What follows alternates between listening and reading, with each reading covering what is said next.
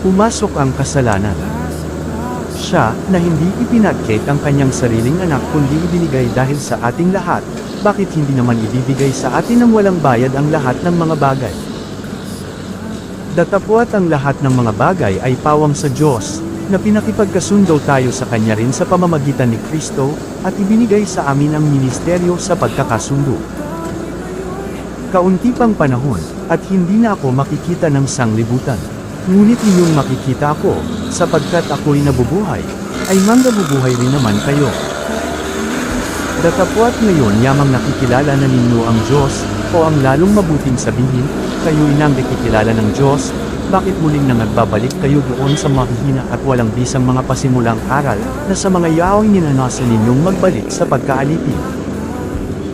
Datapwat sa kahoy ng pagkakilala ng mabuti at masama ay huwag kang kakain. Sapagkat sa araw na ikaw ay kumain niyaon ay walang pagsalang mamamatay ka. Ang sinumang gumagawa ng kasalanan ay sumasalangsang din naman sa kautusan, at ang kasalanan ay ang pagsalangsang sa kautusan. Sapagkat yamang sa pamamagitan ng tao'y dumating ang kamatayan, sa pamamagitan din naman ng tao'y dumating ang pagkabuhay na mag-uli sa mga patay.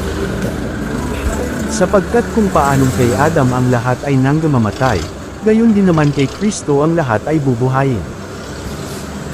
Sapagkat gayon na lamang ang pagsinta ng Diyos sa sanglibutan, na ibinigay niya ang kanyang bagtong na anak, upang ang sinumang sa kanya'y sumampalataya ay huwag mapahamak, kundi magkaroon ng buhay na walang hanggan.